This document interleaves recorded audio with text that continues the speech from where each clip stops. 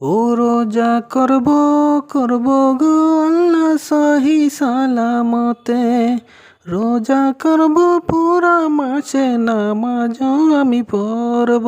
वाह क्या सीन है। ও আপা, তুমি রোজা করো, নামাজও পড়ো, মোদের কাছে থেকে থেকে তুমি তাকে রোজাও শেখাও। ও রোজা করব আমি মাসুদায় কি নিলাম, রোজা করব আমি দোয়া করব দেশের মানুষের জন্য।